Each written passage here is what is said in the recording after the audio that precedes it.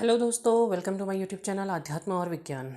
आज के इस वीडियो में मैं फेमिनाइन की आध्यात्मिक जागृति के अगले चरण की बात करूंगी। ये वो चरण है जहां पर फेमिनाइंस अपनी शक्तियों को, अपनी ऊर्जाओं को पहचानने की शुरुआत करती है।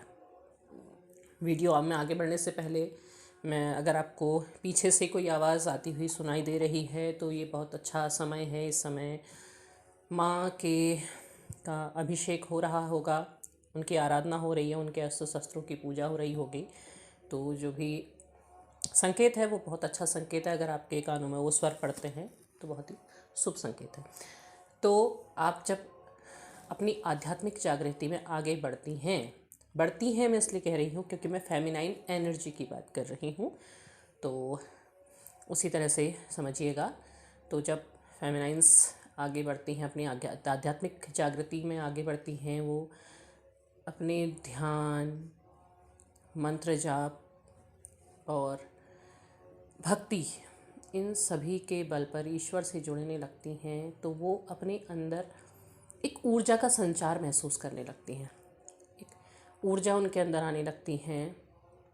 वो इल्यूज़न, इम्बैलेंस और इस तरह की जो भी एनर्जी होती है जिसकी वजह से वो पीछे को धकेली जा रही थी, उससे दूर होने लगती है। तो उनके अपने अंदर एक एनर्जी का प्रवाह उन्हें हर समय महसूस होता है। तो ऐसे में वो अपनी शक्ति को समझने लगती है। दरअसल फेमिनाइंस को क्यों बनाया गया है, उस शक्ति के हिसाब से समझने लगती है। अब कैसे समझते हैं मैं बताती हूँ। नवरात्रियाँ आती हैं, नवरात्रि में देवी के 9 रूपों की पूजा होती है। इसको हर कोई सुनिएगा, भले ही वो किसी भी धर्म को फॉलो करते हैं। तो पहली है शैलपुत्री। शैलपुत्री कौन है? एक बच्ची है जो अपने पिता के घर में जन्म लेती है। अगर उनका स्वरूप देखेंगे तो खूब सजी हुई, सिंह पर सवारी करने वाली बच्ची जब अपने पिता के घर में होती है तो वो सिंह पर ही सवारी कर रही होती है। शक्ति होती है, क्योंकि उनकी शक्ति कौन होती है? उनके पिता होते हैं। और वो खुल करके जी सकती है। पिता के घर में कोई बंधन नहीं होता है, कोई ऐसी सीमाएं नहीं होती हैं। सीमाओं से मतलब है कि उसके जीने में, उसके विकास को नहीं रोका जाता है। और माँ उसे उस तरह से सजा के रखती है जैसे वो अपने बच्ची को बना के रखना चाहती है। तो वो शैलपुत्री है, यानी कि उस पिता की पुत्री है, उस रूप में है। एक ऐसा ऊर्जा का पुंज है जो खुल करके आगे बढ़ रहा है। उसकी योग्यताएं सब निखर रही हैं अपने पिता के घर में। ठीक है, कौन है? बच्ची है, छोटी नन्ही बच्ची है। फिर रूप आता है ब्रह्मचारिणी का। ब्रह्मचारिणी का वो रूप है जहाँ वो ज्ञान ग्रहण करती है। वहाँ पर को उसे सौंदर्य, श्रृंगार, इन सब चीज़ों से मतलब नहीं होता। मतलब होता है केवल अपनी योग्यताओं से। 5-6 साल से 16-17 साल तक की उम्र की बच्ची जो क्या कर रही है, जो अपने अंदर ज्ञान का भंडार इकट्ठा कर रही है, एकत्र कर रही है, अपने अंदर ज्ञान भर रही है। जो लोग उस उम्र में हैं उन्हें इसी चीज़ पर फोकस करना चाहिए। ये फोकस को भी बताता है आपको, आपके। तो उस ज्ञान के भंडार को अपने अंदर ग्रहण कर रही है। उसके बाद आती है चंद्रघंटा। चंद्रघंटा वो स्त्री जो युवा है, जो विवाह के योग्य है या विवाह करके अपने पति के घर पे जा रही है। सौंदर्य से भरी हुई, तेज से भरी हुई, सारी योग्यताओं को अपने अंदर भर लेने के बाद अपने कर्म पथ में प्रशस्त। यहाँ पर वो लड़कियाँ जो अपना करियर बना रही हैं, जो अपनी जॉब कर रही हैं, जो विवाह के योग्य है और जो विवाह करके किसी के घर पे जा रही हैं, वो स्वरूप है जहाँ पर वो अपने सारे जो ब्रह्मचारिणी रूप में सब कुछ ग्रहण किया था, उस सीख को आगे बढ़ा रही है या उस सीख का प्रदर्शन कर रही है। चंद्रघंटा है। कूष्मांडा, विवाह कर लिया एक परिवार, वहाँ पर जहाँ पर वो गर्भ धारण करती है। वो शक्ति का स्वरूप आता है जब गर्भ धारण करती है। जिस वक्त स्त्री गर्भवती होती है, गर्भ धारण करती है, उस समय उसकी शक्ति का एक अलग स्वरूप होता है। वो अपने गर्भ में एक संतान को लेकर के अपनी दूसरी जिम्मेदारियों को सबको पूरा करती है। शक्ति के एक नए अवतार का आरंभ, एक शुरुआत वो शक्ति स्वरूप है। इसीलिए उसे कूष्मांडा, अपने कूश में अंड धारण करने वाली, कोख में उस बीज को धारण करने वाली, नए संतति को जन्म देने वाली प्रकृति, अब वो उस प्रकृति के उस स्वरूप को ग्रहण कर रही है। शक्ति है, उस स्वरूप को पहचानिए।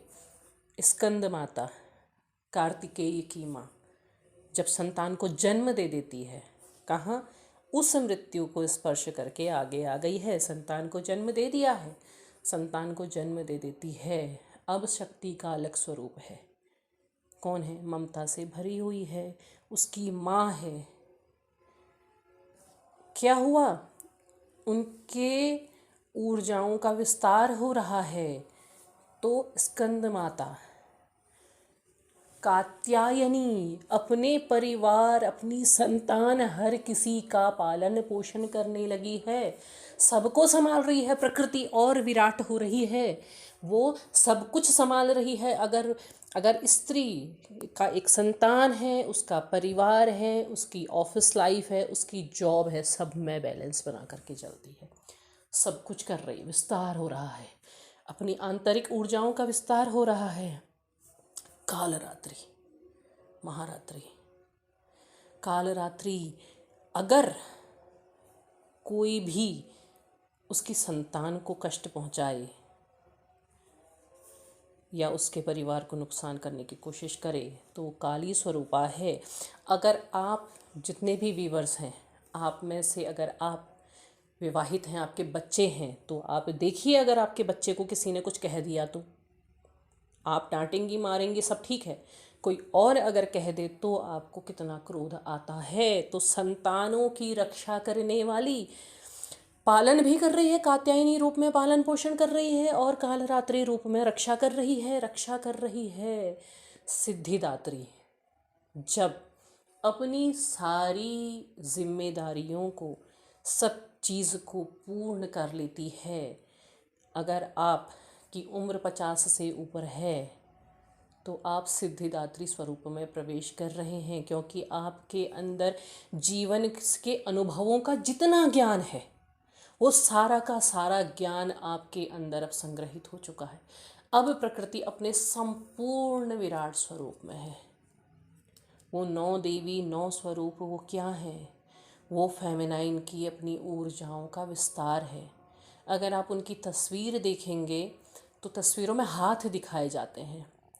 बहुत से लोग आजकल के नए सोच के सोचते हैं कि इतने हाथ किसके होते हैं। हाथ हैं उनके ज्ञान के, हाथ है उनकी कलाओं के संग्रहण के। 16 कलाओं से युक्त कहते हैं ना, वो कलाएं हैं, वो सारी की सारी चीज़ें हैं, वो सारा ज्ञान है। उतने हाथों से वो उतने कार्यों को सिद्ध कर सकते हैं। उतने हाथ नहीं, उतने कार्यों को एक साथ सिद्ध करने की योग्यता है। किस में है? फेमिनाइन्स में है। आप अपने घर में करती तो हैं सारे के सारे काम। सुबह उठती हैं, सबके लिए नाश्ता भी बनाती हैं, एक और आप पूजा पाठ भी करती हैं, घर की सफाई भी करती हैं, खुद के ऑफिस भी जाती, खुद के कार्य भी करते हैं। चलो, जो ऑफिस नहीं जाते वो घर के बाकी के कार्य करते हैं, हर किसी की सेवा करते हैं। ये क्या है? ये इतने हाथ ही तो हैं। अपनी ऊर्जाओं को जब आप अपनी आध्यात्मिक जागृति के दौर में इन ऊर्जाओं के महत्व को समझने लगते हैं, उनसे जुड़ने लगते हैं। अगर आप आज भी इस जर्नी में आने के बाद भी खुद की ऊर्जाओं से नहीं जुड़ पाए हैं तो जुड़ें, पहचानें खुद को, अपने आप को पहचानें। फेमिनाइन होना कोई कमी नहीं है, फेमिनाइन होना एक ताकत है, एक शक्ति है। उस चीज़ को समझें, उस क्षेत्र में आगे बढ़ें तो आप खुद को जानेंगे और ईश्वर से अपने आप जुड़ जाएंगे। उम्मीद है वीडियो आपको पसंद आया होगा। पसंद आया हो तो लाइक, शेयर, सब्सक्राइब ज़रूर करें। कमेंट बॉक्स में अपने विचार ज़रूर साझा करें। तब तक के लिए धन्यवाद।